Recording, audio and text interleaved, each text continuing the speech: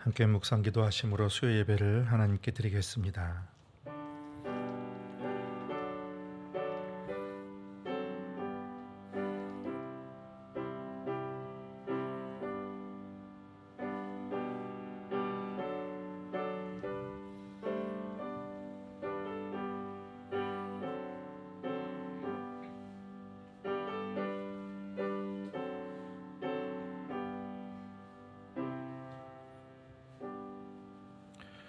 참 좋으신 아버지 하나님, 우리는 주님께 늘 최선의 것을 드리지 못하는데 하나님께서 오늘도 주님의 마음과 생명을 다하여 우리를 사랑하시고 우리에게 생명과 은사와 말씀과 소망을 주신 것을 감사드립니다.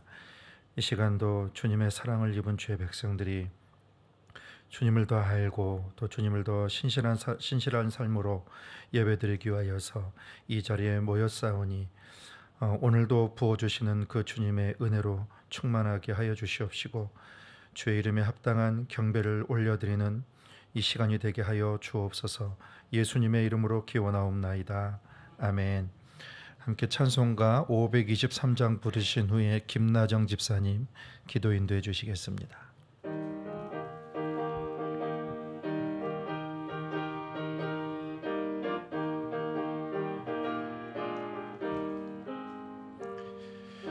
죄악길에서 목자 없는 양같이 모든 사람 길 찾아 헤맨다. 자비하신 하나님 독생자를 보내사 너를 지금 부르니 나오라. 이때라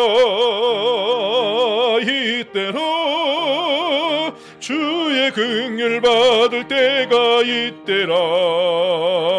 지금 주께 나와 겸손하게 하래라. 구원함을 얻으리. 험한 십자가 위에 달려 돌아가신 주 다시 살아나셨네. 기쁘다. 죄인 구원하실 때 어서 주께 나와 그 신 은혜 구하라. 이때라 주의 긍휼 받을 때가 이때라. 지금 주께 나와 겸손하게 하래라. 구원함을 얻으리. 주의 귀한 말씀에 영원 생명 있나니 주님 너를 용서해 주신다. 주가 부르실 때에 힘과 정성 다하여 주의 은혜 받으라. 이때라 주의 긍휼 받을 때가 이때라. 지금 주께 나와 겸손하게 하래라. 구원함을 얻으리. 세월 빨리 흐르고 세상 진구 가는데 너희의 영혼 오늘 밤 떠나도 주의 구원 받으면 전국에서 영원히 주와 함께 살리라. 이때라 주의 긍휼 받을 때가 이때라. 지금 주께 나와 겸손하게 하래라. 구원함을 얻으리.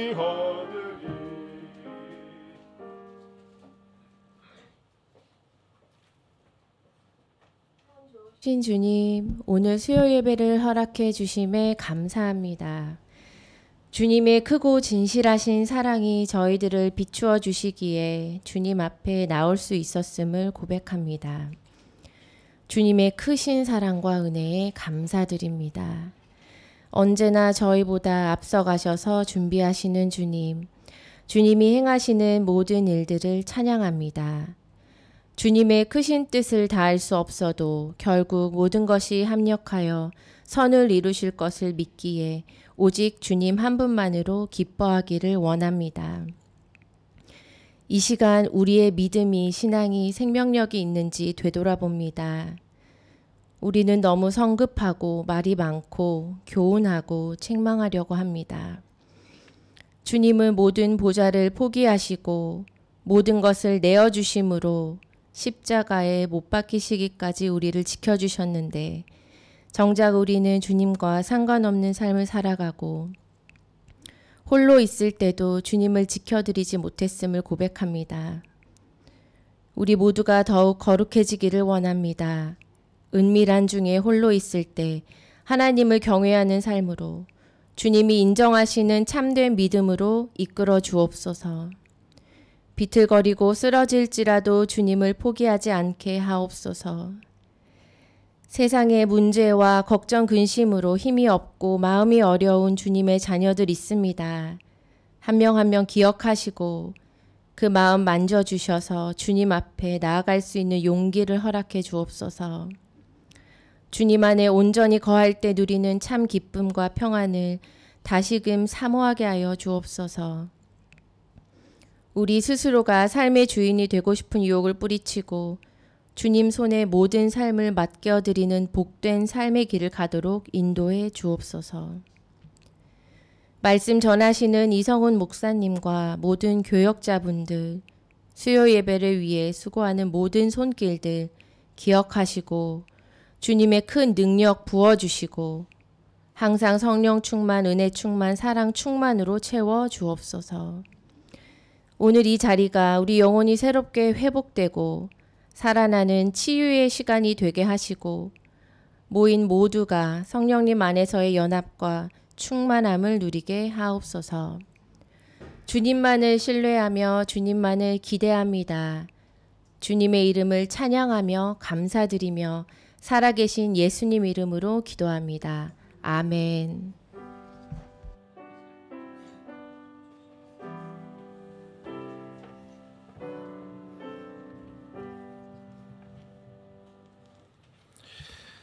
오늘 우리에게 주신 하나님의 말씀은 요한복음 5장 16절에서 19절까지의 말씀입니다.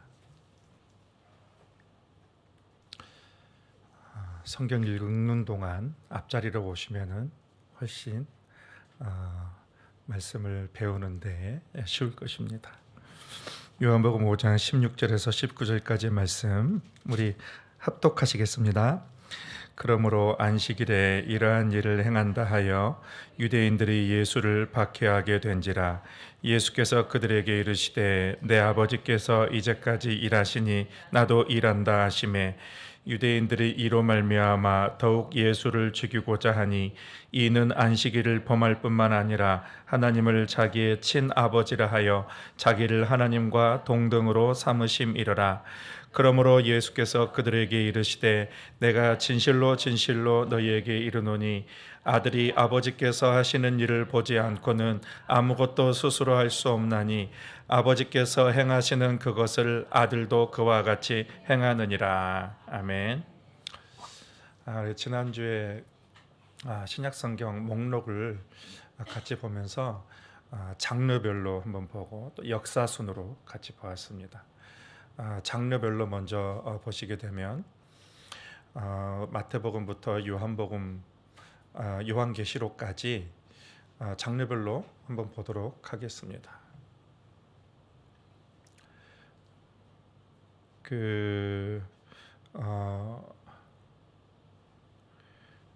먼저 공간복음 있죠. 공간복음 그리고 복음서가 있고 그리고 사도행전이 있습니다.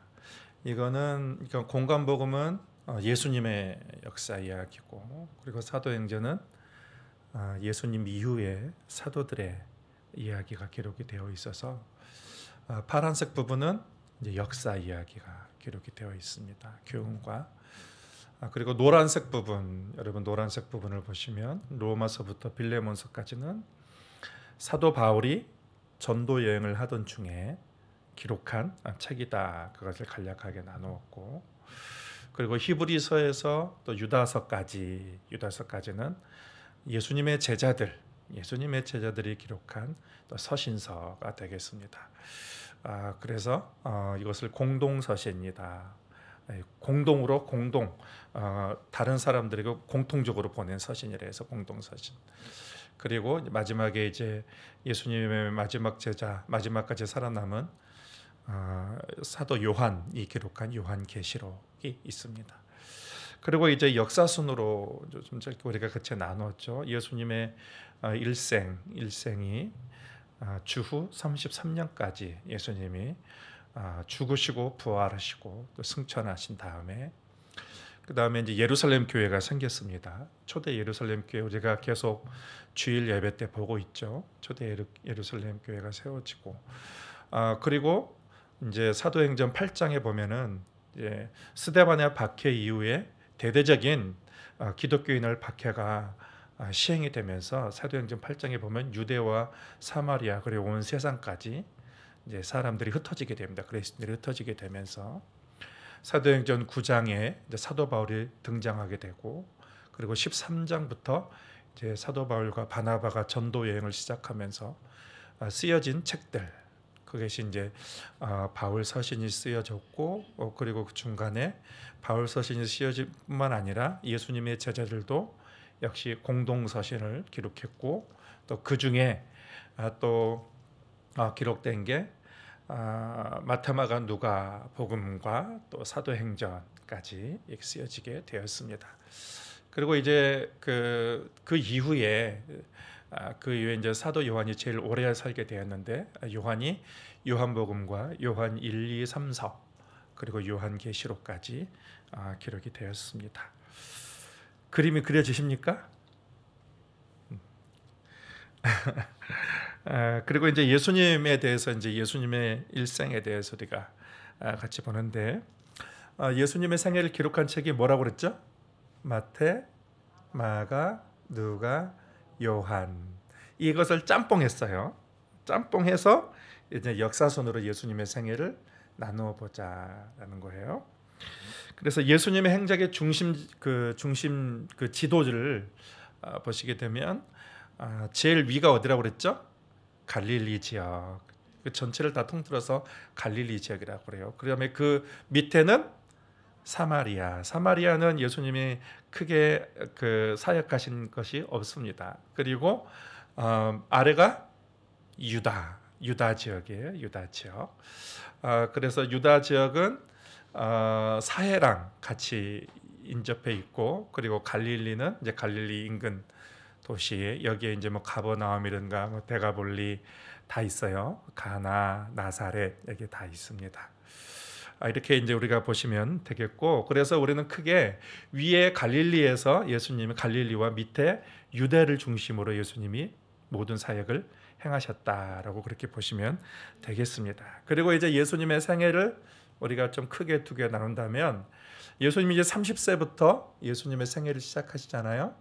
그래서 예수님의 그 공적인 생활을 시작하기 전 이야기를 사생애라고 그러고, 그리고 이제 예수님의 공적인 생활, 이제 진짜 사역을 하실 것을 우리가 이제 공생애라고 합니다.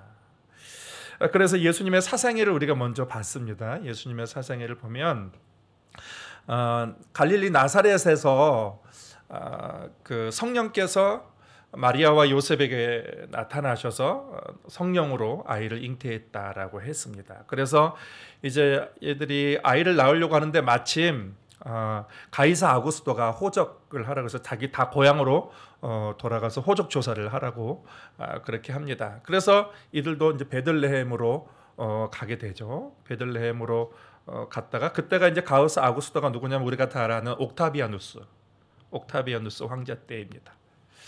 아시죠? 여러분 많이 들어보셨죠? 옥타비아누스. 그때 그게 이제 가이사 아구스토, 그 당시에 그렇게 우리 부르게 됩니다. 그래서 애굽으로 이제 헤롯이 아이를 죽이려고 하니까 꿈에 이제 천사가 나타나서 애굽으로 피시나라 해서 애굽으로 피었다가 헤롯이 죽고 나서 어디로 가셨어요? 당신의 고향인 나사렛으로 올라가셨습니다.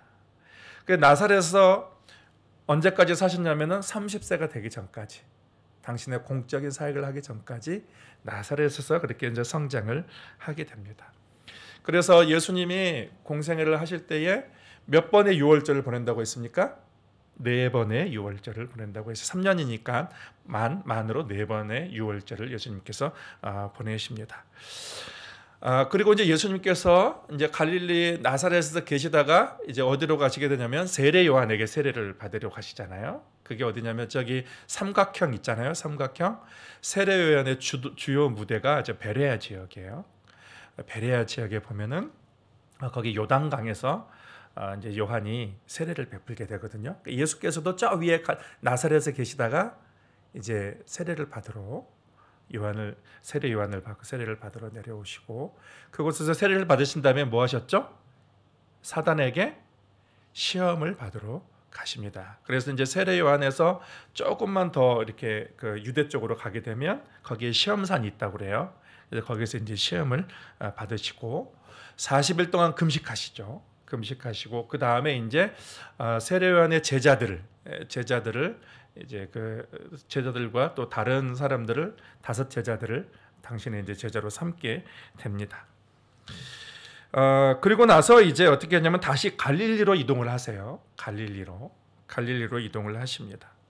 그래서 그 제가 지금 그 살색으로 나온 데가 어디냐면 유대 지역, 그리고 저 위는 이제 갈릴리 지역. 우리가 지도를 보면 아래가 유대 지역이잖아요. 그리고 위가 갈릴리 지역이잖아요. 그래서 이제 그 예수님이 다시 갈릴리에 가서 제일 먼저 기적을 행하신 곳이 어디냐면 갈릴리 가나의 혼인잔치, 거기서 기적을 행하시죠. 그리고 거기서 뭐라 했어요? 물로 포도주를 만드셨습니다. 이것이 이제 예수님의 사역을 알리는 그런 시작입니다. 그리고 이제 그 갈릴리 가버나움으로 이동하는데 요한복음 2장 12절이 그렇게 나와 있어요. 가버나움으로 가셔서 역시 갈릴리 지역이죠. 가버나움에 가셔서 오래 계시지 않습니다. 그리고 이제 첫 유월절이 돼요. 공생애 이후에 이제 첫 유월절이 됩니다. 그 첫 유월절 때에 예수님께서 살색이죠. 어디예요? 그러면 살색이니까 내려왔죠. 유대로 내려왔죠. 그러니까 저 아래쪽은 지도로 유대 지역, 위쪽은 갈릴리 지역. 그러니까 지금 내려오셨잖아요. 내려서 첫 유월절에 어디로 오셨냐면 예루살렘으로 오시게 됩니다. 예루살렘에 오셔서 뭘 하게 되냐면 성전 청결을 하게 됩니다. 이 대제사장들이 모든 경제권을 다 가지고 있어서 거기서 이제 장사를 하잖아요. 재물들 장사를 하면서 어마어마한 수익과 그 이득을 취하고 완전히 그곳이 경제 특구가 되어버립니다. 장사하는 곳이 돼서 예수님께서 다 엎어버리죠. 다 엎어보면서 그곳을 청소를 하는 그런 일을 하게 됩니다. 그러면서 주님께서 뭐라고 말씀하시냐면 이 성전을 헐라 내가 사흘 만에 다시 지으리라 라고 그때 말씀을 하셔요. 예수님께서 요한복음 2장에 그 내용이 나옵니다. 근데 이 성전은 뭐라고 그랬어요? 예수님의 육체를 말씀하신다. 거기에 이제 요한복음 보시면 나와 있어요. 여러분 지난주에 요한복음 보셨으니까 다 기억하시겠죠? 저보다 잘 아실 것입니다. 이제 이 일 후에 이제 엄청난 충격을 받게 되죠. 엄청난 충격을 받게 돼요. 당시의 최고 권력층인 대제사장들과 사두개인들에 대한 예수님의 도전이 시작이 됩니다. 사람들이 이제 예수님을 주목하기 시작했어요. 저 청년은 누구인가? 저 청년은 누구이길래 저런 일들을 하고 있는가?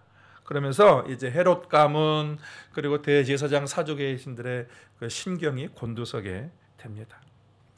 근데 아직까지는 이 바리새파들은 좀 신중합니다. 바리새파들은 속이 후련합니다. 왜냐하면 그들은 싫어했거든요. 그 지도층들이 헬라 문화를 유입하고 그리고 성전을 통해서 이득을 취하는 것을 싫어했습니다. 그래서 속이 다 시원하다. 바리새파들은 시원한데, 근데 예수님이 자기네 편인지 아닌지 아직은 확실히 하지 않다. 좀 두고 보자라는 것이었습니다. 그래서 예수님께서 계속해서 다들 주시하고 있는데 떠나지 않아요. 여전히 지도자들에게 도전장을 내밀고 계시고 거기서 이적과 기사를 행하시게 됩니다. 그때에 이제 말씀을 교훈도 행하시고 누가 찾아오게 되냐면 유대인의 지도자인 니고데모라는 사람이 찾아옵니다. 그러면서 예수님에게 하늘로서 내려온 분이 아니면 당신과 같은 일을 할 수 없다. 그러면서 예수님을 인정하게 되죠. 그때 예수님이 하신 유명한 말씀이 뭐라고 그랬죠? 요한복음 3장 16절 17절 같이 한번 읽겠습니다. 하나님이 세상을 이처럼 사랑하사 독생자를 주셨으니 이는 그를 믿는 자마다 멸망하지 않고 영생을 얻게 하려 하심이라. 하나님이 그 아들을 세상에 보내신 것은 세상을 심판하려 하심이 아니요 그로 말미암아 세상이 구원을 받게 하려 하심이라. 아멘.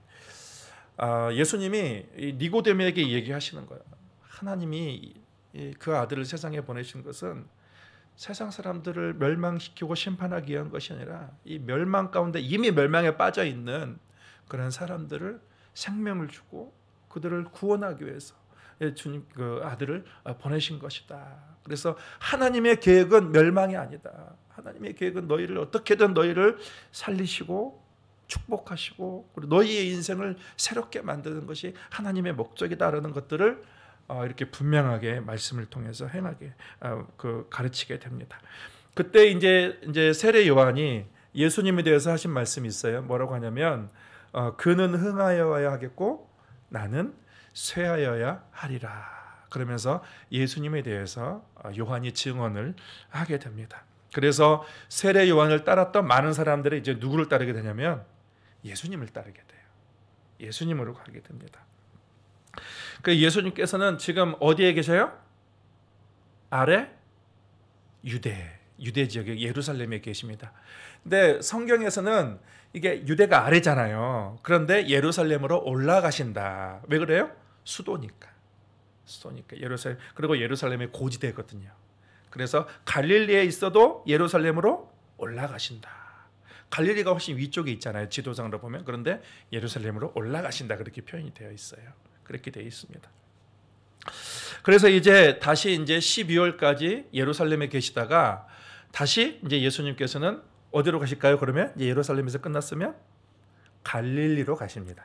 갈릴리. 그게 그 요한복음 1장 4절이에요. 1절부터 4절까지 4장 1절에서 4절까지인데 이것도 같이 읽겠습니다. 예수께서 제자를 삼고 세례를 베푸시는 것이 요한보다 많다 하는 말을 바리새인들이 들은 줄을 주께서 아신지라. 예수께서 친히 세례를 베푸시는 것이 아니요 제자들이 베푼 것이라. 유대를 떠나사 다시 어디로요? 갈릴리로 가실세. 어디를 통과해야 돼요? 그러면 중간에 사마리아를 통과해야 하겠는지라. 중간에 그러니까 사마리아 여인과 하는 대화 내용이 나오잖아요. 예수님이. 그래서 이제는 어디로 가자면 예루살렘에 지금까지 계셨습니다. 그래서 우리가 이제 4장 1절부터 읽으면서 우리가 이제 딱 보이는 말씀이 뭐예요? 아, 유대에 계셨구나. 아, 갈릴리로 가셨구나. 그것을 우리가 성경 보면서 알 수가 있어요. 유대에 있구나. 갈릴리로 가신구나. 그래서 이제 바리새파들. 이제는 바리새인들도 예수님에 대해서 경계하기 시작했습니다. 바리새인들이 들었어요. 세례를 베푼 예수님에게 세례를 받는 사람들이 더 많다. 바리새인들이 듣게 되었습니다. 그래서 처음에는 이 군중들이 바리새인들에게 자기에게 마음을 의존했었습니다. 그러다가 이제는 누구에게 갔냐면 세례 요한을 군중들이 따르게 돼요. 그러다가 이제 세례 요한의 군중들이 누구에게 다시 또 이동을 하게 됩니까? 예수님에게 이동을 하면서 바리새인들이 이제는 예수님을 주목하기 시작합니다. 그래서 이제 바리새인들에게는 예수님에 대한 분석이 거의 끝나갑니다. 우리 편이 아니구나. 끝나갑니다. 그래서 8개월 동안 예루살렘에 계셨다가 이제는 다시 갈릴리 지역으로 가야 되는데 어딜 통과합니까? 사마리아 지역을 통과하게 되는데 그 사마리아 지역에서 예수님이 누굴 만나셔요? 우물가의 여인을 만나게 됩니다. 물을 기르러 온 여인을 만나게 됩니다. 거기서 뭐라고 하냐면 요한복음 4장 35절에 보면 여러분 요한복음 4장 35절을 보십시오. 너희는 넉 달이 지나야 추수할 때가 이르겠다 하지 아니하겠느냐라고. 넉 달이 지나야 추수할 때가 온다는 거예요. 그러면 이들은 추수를 언제 했어요? 첫 추수를 초실절에 합니까? 6월절 바로 다음 날 초실절에 첫 추수를 하잖아요. 그러니까 보통 이때가 한 4월 정도 가 되는 거죠. 그러면은 4개월이 지나기 전이니까 그럼 지금은 몇 월이에요? 12월 정도. 수전절. 유대인의 수전절, 그러니까 독립을 했던 마카비 전쟁 때 독립을 했던 그 날을 기념하여 수전절인데, 이 수전절에 이제 그때 계셨고, 그리고 예수님이 이제 그 12월에 갈릴리로 다시 올라가게 된 것입니다. 사마리아를 통과하신 것입니다. 예수님께서 예루살렘에서 했던 그런 메시지들은 이제 그 요한복음 3장 16절 우리가 같이 봤습니다. 그리고 이제 예수님께서 6월절에 올라가셔서 제2년 6월절까지, 그러니까 6월절까지 이제 4개월 동안 계신 내용을 우리가 볼 것입니다. 사마리아를 거쳐 갈릴리로 오시기 전에 이미 갈릴리에 예수님의 소문이 퍼지게 됩니다. 저기 보면 이제 푸른색 있죠. 예수님이 세례요한의 천중들을 인수하시고 갈릴리로 올라가셔서 뭐가 시작됩니까? 갈릴리 제1차 사역. 갈릴리 제1차 사역이 이제 거기서 시작이 됩니다. 갈릴리에 올라가시자마자 누가 오게 되냐면 역시 요한복음 4장에 보면은 왕의 신하가 옵니다. 헤로드 왕의 신하가 와요. 신하가 와서 뭐라고 합니까? 내 아들이 죽게 되었으니 와서 내 아들을 고쳐주시옵소서라고 하니까 예수님께서 뭐라고 그래요? 가라, 내 아들이 나았느니라 라고 해서 예수님이 멀리서 저 원격으로 아들을 치유한 내용이 나오게 됩니다. 그리고 그 다음에 이제 어떻게 되냐면 예수님께서 어릴 때부터 자랐던 나사렛 그 회당에서 예수님이 가르치는 일들을 하게 됩니다. 이때 우리가 생각해야 될 것은, 그렇다면 예수님을 어린 시절부터 봐왔던 사람들, 그 회당에 있는 사람들이나 그런 고향 사람들은 예수님에 대해서 어떻게 생각하고 있는가, 우리가 그것을 한번 생각해 봐야 돼요. 예수님에 대해서. 그래서 이들은 이제 회당에서 예수님에게 어떤 말씀을 듣게 됩니다. 근데 예수님에게 어떤 소문을 들어서 이들은 마음이 그렇게 유쾌하지는 않아요. 의문을 갖고 있어요. 예수님에 대한 의문을 갖고 있습니다. 그런데 예수님께서 누가복음 4장에 보면 나사렛 회당에 오셔서 예수님이 설교를 하시는데, 그 설교 내용이 이사야 61장 말씀을 가지고 하시는 말씀이에요. 그게 이제 누가복음 4장 16절에서 19절까지 기록이 되어 있어요. 우리 이것도 한번 같이 읽겠습니다. 예수께서 그 자라나신 곳 나사렛에 이르사 안식일에 늘 하시던 대로 회당에 들어가사 성경을 읽으려고 서심해 선지자 이사야의 글을 들이거늘 책을 펴서 이렇게 기록된 데를 찾으시니 곧 주의 성령이 내게 임하셨으니 이는 가난한 자에게 복음을 전하게 하시려고 내게 기름을 부으시고 나를 보내사 포로된 자에게 자유를, 눈먼 자에게 다시 보게 함을 전파하며 눌린 자를 자유롭게 하고 주의 은혜의 해를 전파하게 하려 하심이라 하였더라. 예수님께서 이 말씀은 그 이사야 61장에 있는 말씀이에요. 이사야 61장에 어떤 말씀이냐면 메시아에 대한 예언의 말씀이 기록이 되어 있습니다. 기름 부은 자가 올 거다. 기름 부음 받은 자가 올 거다라는 거예요. 주의 성령이 그에게 임해서, 주의 영이 임해서 기름 부어서 가난한 자에게 아름다운 소식을 전하고 눌린 자를 자유케 하고 눈먼 자를 보게 하고 주의 은혜의 해를 전파하는, 그 옛날에 기름 부음을 받았던 사람들은 세 부류의 사람들이었죠. 왕과 그리고 제사장과 선지자. 근데 예수님은 이 세 가지를 한꺼번에 다 행하시는, 이 세 가지 사역을 한꺼번에 하시는 그 분으로 오십니다. 그 예수님이 그것을 언급하고 있는 거예요. 지금까지 예수님은 어떤 일을 했는가 보라는 거예요. 많은 이적과 기사를 행하시고, 그리고 세례 요한의 이제 청중들을 주님께서 또 인수를 하시고 많은 민중들이 예수님께로 향했습니다. 그런데 사람들은 여전히 예수는 누구인가라는 그런 생각을 가지고 있어요. 저가 정치인인가? 저가 선지자인가? 그런데 예수님께서 21절에 뭐라고 하냐면, 21절에 누가복음 4장 21절에 보면 이 말씀이 오늘 너희 귀에 응하였느니라. 이 말씀이 너희 귀에. 그 말은 무슨 말이에요? 메시아가 왔다. 하나님의 약속이 성취되었다. 누구를 통해서요? 예수님을 통해서 하나님의 약속이 성취되었다라는 거예요. 이 말을 들은 사람들이 어떻게 했을까요? 좋아했을까요? 아니면은 화를 냈을까요? 한번 여러분 기억해 보십시오. 사람들의 반응이 어땠을까요? 좋아했습니까? 아니면 화를 냈습니까? 화를 냈어요. 화를 내고 분노를 했습니다. 저가 교육도 안 받은 자, 라이선스도 없는 사람, 그 사람이 지금 이상한 말을 하고 있는 거예요. 아니 그가 누구길래? 예수님께서는 그 이사야 61장에 당신을 통해서 이루어졌다 할 뿐만 아니라 이게 이제 이사야의 메시아가 아니에요. 기름 부음 받은 자. 그리고 다니엘서와 에스겔서는 예수님을 인자라고 그럽니다. 메시아. 인자와 같은 이가 하늘 구름을 타고 와서 영광과 권세를 하나님께서 그에게 주셨다. 그런 인자로 표현을 합니다. 그래서 예수님은 이사야의 메시아관이 있고 다니엘서와 또 에스겔서의 그런 메시아관들이 있습니다. 근데 그런 말씀을 통틀어서 예수님은 당신이 곧 그분이다라는 것들을 지금 강조하고 있는 것입니다. 그런데 갈릴리 사람들이 예수님에서 듣자 보니 예수님이 이제 그런 얘기를 하고 다니는 거예요. 그래서 이들은 이미 예수님에 대해서 이제 부정적인 생각을 가지고 있었던 나사렛 사람들은 예수님에 대해서 이미 고향 사람들이잖아요. 선지자가 고향에서 인정받음이 없다라고 말씀하셨잖아요. 이 고향 사람들은 이미 예수님에 대해서 저가 또 무슨 말을 하나 보자 그렇게 이미 예수님에 대해서 그렇게 준비를 하고 있었습니다. 그런데 예수님께서 자신 있게 너희가 봐라 내가 어떤 일을 했는지 하나님의 영을 받고 그리고 포로들에게 자유를 주고 눈문 자를 보게 하고 눌린 자를 자유롭게 한다. 이런 증거가 메시아의 증거다. 근데 지금 예수님께서 그런 일들을 하고 계시는 것입니다. 여러분 세례 요한은 사람들로 하여금 마음을 준비시킨 사람들입니다.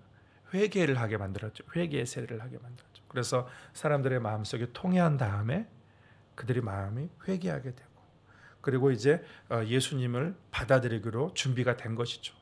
그래서 예수님께서 오시자 사람들이 예수님을 영접하고 그리고 예수님께서 그들에게 그렇게 치유하고 자유하게 하고 그들을 해방시키는 일들을 예수님께서 하셨습니다.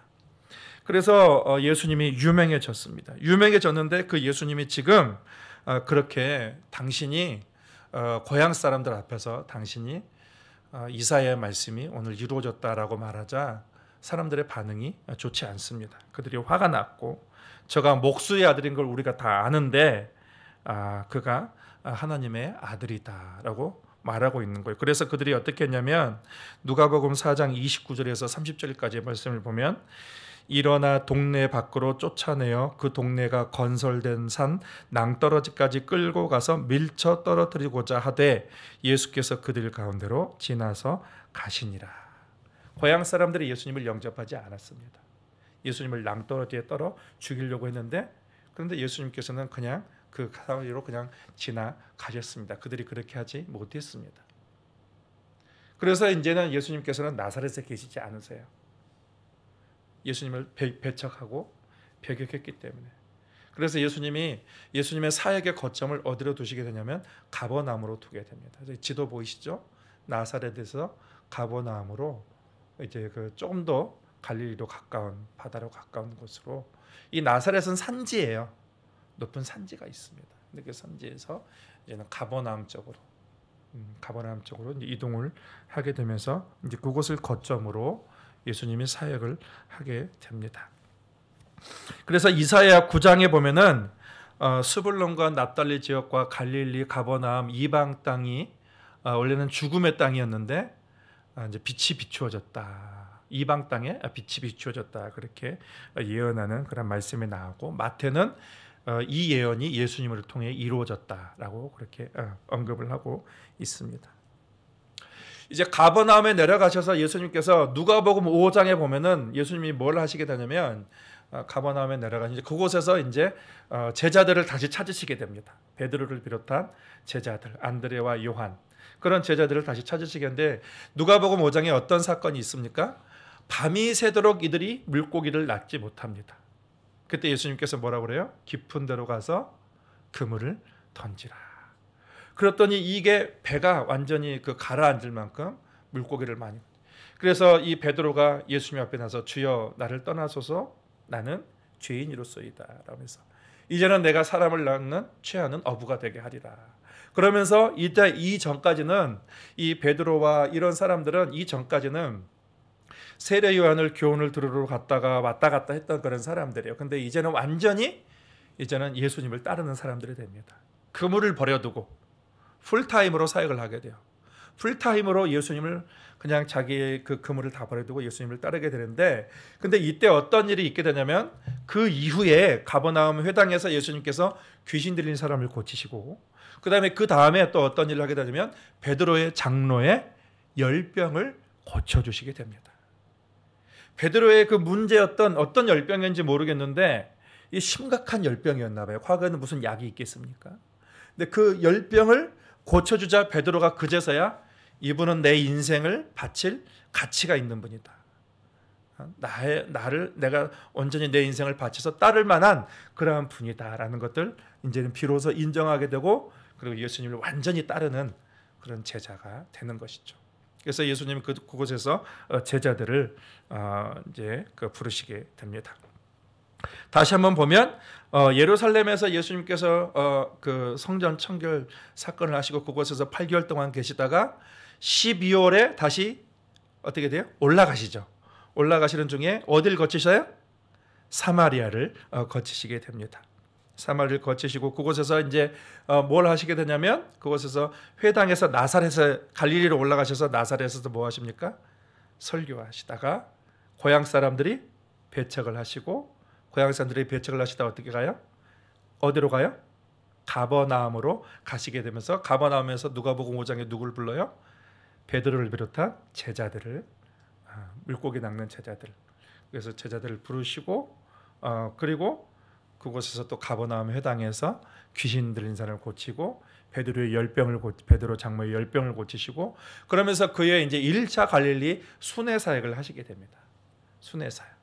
그것이 이제 우리가 지도 보시는 그 내용이에요. 그리고 이제 그 다음에 이제 두 번째 유월절이 됩니다. 두 번째 유월절. 저기 보면은 여러분 유월절 2가 나오죠. 두 번째 유월절이 되면 유월절이 됐을 때 또 예수님이 어떻게 하셨습니까? 살색으로 돼 있으니까 다시 내려오시죠. 어디로요? 어디로 가세요? 예루살렘으로 가십니다. 예루살렘으로 가시게 됩니다. 그 장소가 이동이 됩니다.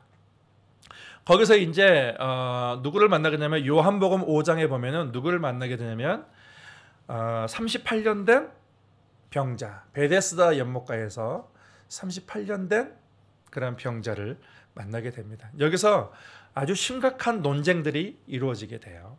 38년 된 병자를 만나서 그 사람을 그 베데스다 연못에 천사들이 내려와서 연못을 움직이게 되면 그 간헐천이죠. 움직이게 되면 누구든지 들어가는 자는 먼저 들어간 자는 낫게 되는데 이 사람 뭐라고 했어요?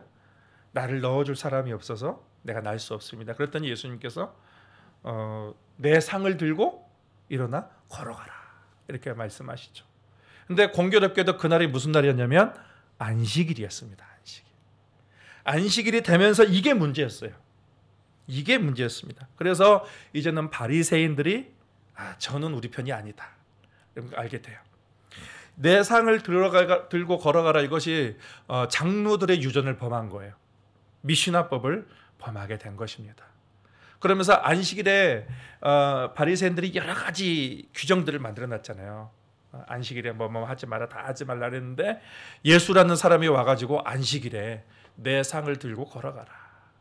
아니 병자가 고침을 받았는데 병자가 고침을 받았으면 기뻐해야 되는데 그것이 아니라 안식일을 범했다면서 오히려 예수님에게 공격하고 달려드는 그러한 모습들을 보게 됩니다. 그때 예수님께서 그들에게 한마디 하셨습니다.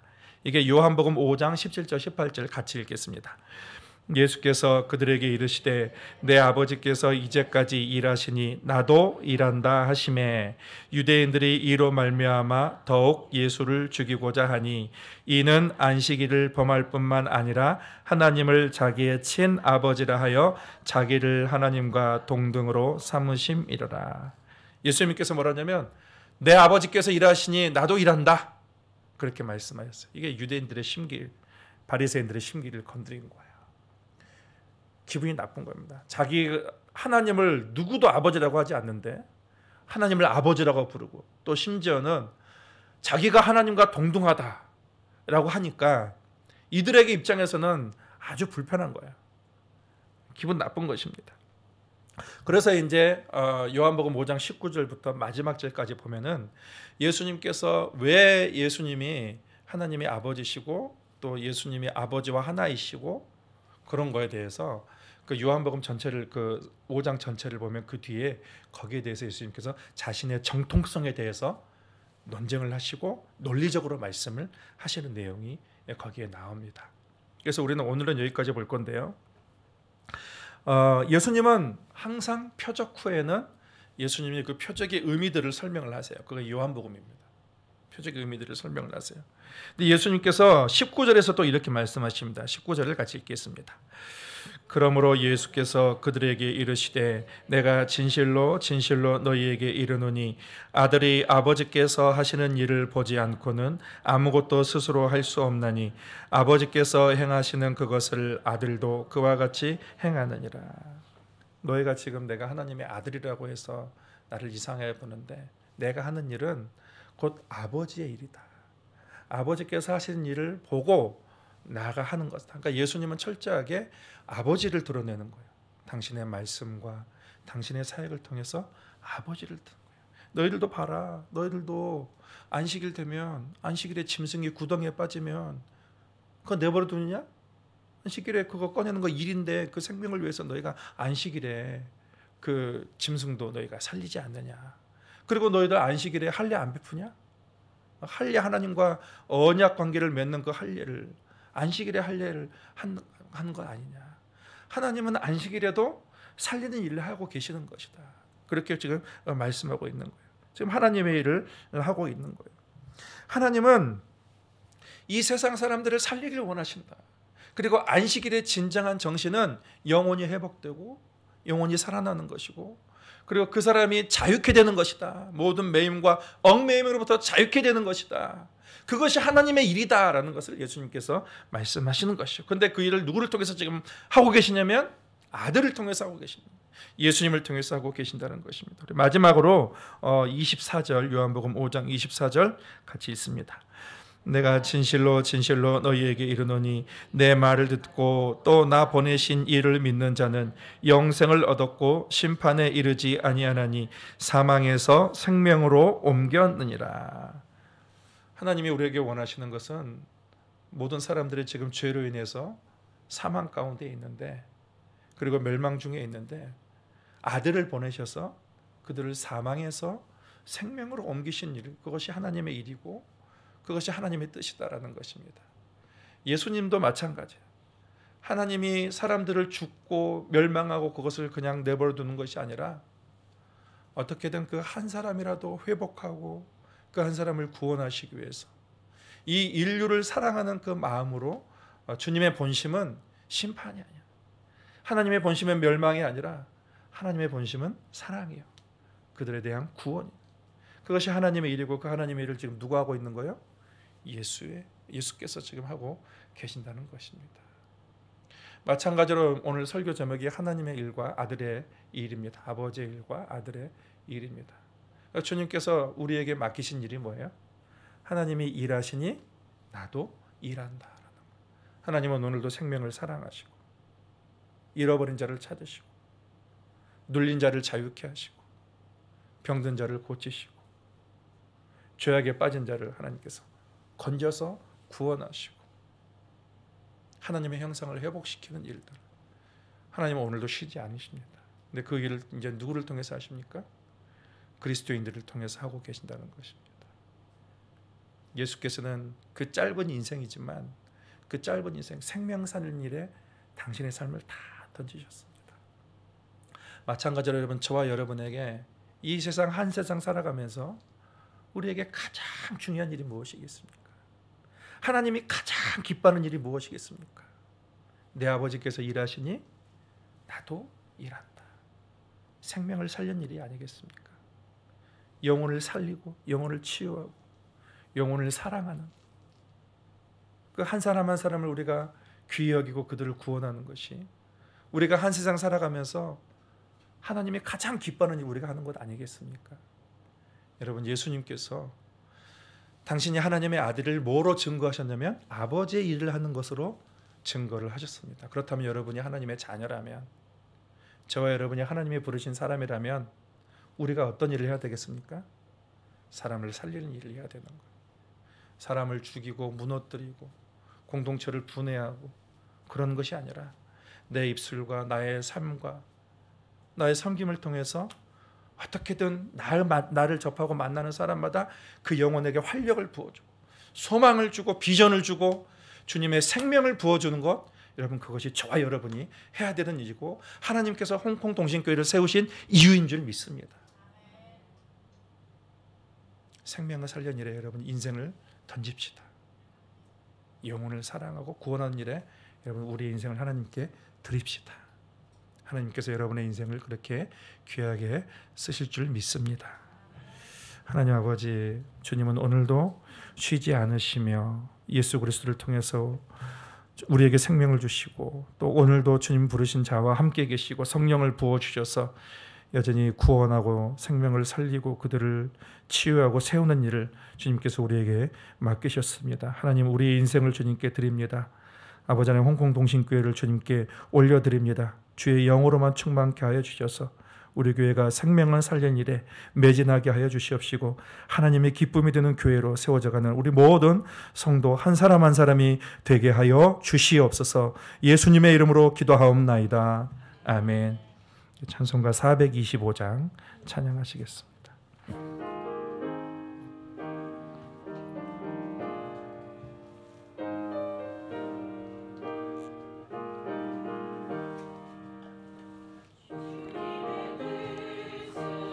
이루소서. 고요한 중에 기다리니 진흙과 같은 날 빚으소. 주님의 형상 만드소서. 주님의 뜻을 이루소서. 주님 발 앞에 엎드리니 나의 맘속을 살피시소. 눈보다 희게 하옵소서. 주님의 뜻을 이루소서. 병들어 몸이 피곤할 때 권능의 손을 내게 펴서 강건케 하여 주옵소서. 주님의 뜻을 이루소서. 온전히 나를 주장하사 주님과 함께 동행함을 만민이 알게 하옵소서.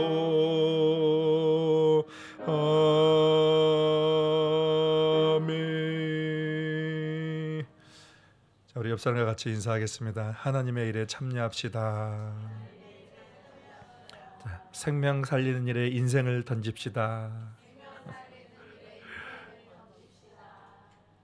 아멘. 네, 우리 주기도문으로 예배를 마치겠습니다. 하늘에 계신 우리 아버지, 아버지의 이름을 거룩하게 하시며 아버지의 나라가 오게 하시며 아버지의 뜻이 하늘에서와 같이 땅에서도 이루어지게 하소서. 오늘 우리에게 일용할 양식을 주시고 우리가 우리에게 잘못한 사람을 용서하여 준 것 같이 우리 죄를 용서하여 주시고 우리를 시험에 빠지지 않게 하시고 악에서 구하소서. 나라와 권능과 영광이 영원히 아버지의 것입니다. 아멘.